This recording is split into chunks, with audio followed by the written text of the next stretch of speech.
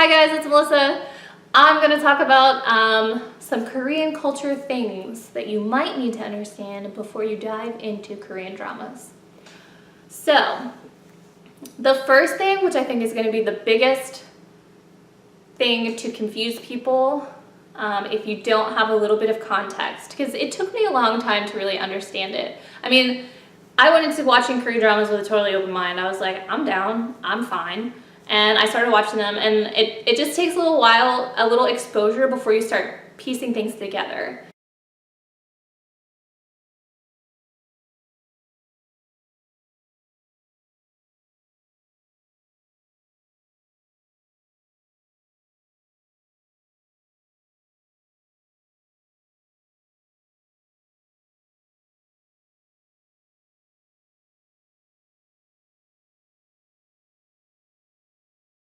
In Korea, society is much more conservative than in a lot of Western cultures. So things like you typically do not hear like cussing on television. Romantic relationships are very innocent. Well, you know. So whenever you're watching a drama, don't expect there to be lots of touching, because in Korea, physical contact, even if it's like completely innocent and non-sexual at all, like it's not really appropriate. So like even just like like hugging, like casually hugging, touching like arms, shoulders, hands, like that's not really like a normal thing. I think it depends. I don't know. I'm gonna do a Korean culture question thing as well. But essentially, don't expect there to be lots of hand-holding and hugging and kissing and like ridiculous flirting, because it's just not really part of the culture. And you certainly don't do those things in public. It's considered inappropriate. So, and a lot of the older dramas, you'll see what they call the fish face for kissing, and it's where the girl like has her eyes like wide open and just like, oh. And she's so shocked that like a kiss is happening, and she like has like stiff arms and a stiff body, and she doesn't know what to do. So, so if you're watching some of the older dramas, you'll notice that, and you might be like, what the heck are you doing? Just be prepared for it. They call like touching one another skinship. So you might hear that mentioned in a drama, or people might be like, look, you're holding hands, or ooh, what are you doing? You're hugging, oh my goodness, and they might make a big deal out of it. So just be prepared for that. Another big thing is that in Korea, there's like a social hierarchy. So the way that you act toward and like verbally address people is very important. There's like essentially anyone who's older than you talk up to them. So there's like a polite way of speaking, like a formal way of speaking, like literal speech, like the words that you say change depending on who you're talking to. So, which that happens in every culture. You have like your idiolect, I forget all the other ones. Oh, don't tell Dr. Erin, who was my language teacher. Anyway, we have different ways of addressing people based on like whether or not they're like authority figures or elders or anything like that. But in Korea, it's like very, very strict. And so even like your peers, it seems that you would even if someone's you go to high school with someone and they're a year older than you, then you speak up to them. And there's like a way of behaving, like they can just boss you around and they get away with it because they're older than you. So that's just part of the culture.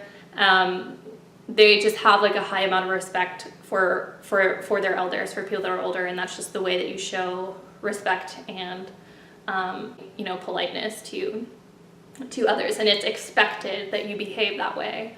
Like it's socially unacceptable to just like throw that to them, and like people get upset, and it's considered very rude. So be ready for that.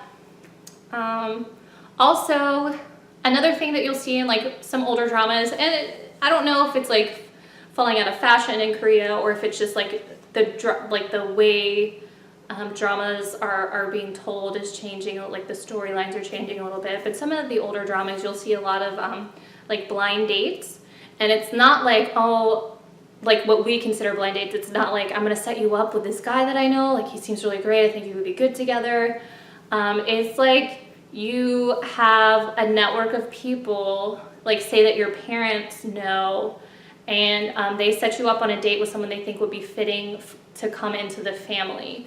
And generally you see it with like all types of people, but most of the time you see it with very wealthy families that want you to keep wealth in the family, and so they have the expectation that you're going to marry someone who's from like the same background and has like some economical something to contribute, either with connections or with like actual money or a company or whatever.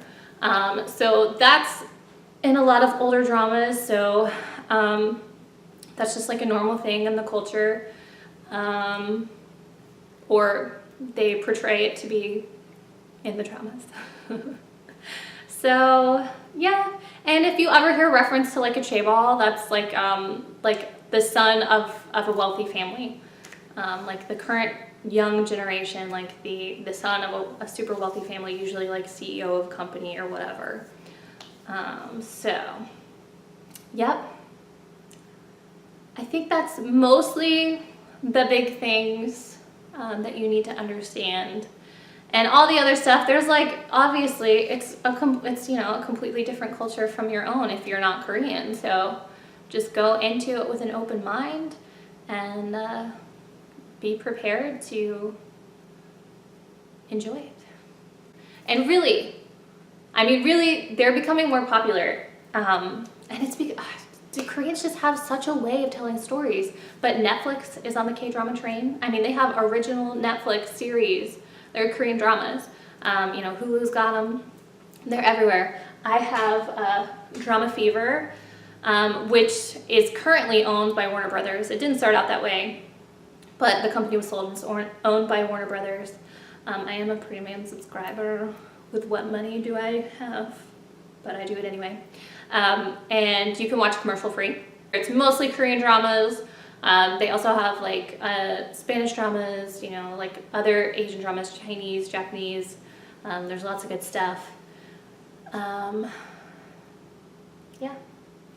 And there's also like Viki and Crunchyroll, and there's several online sources.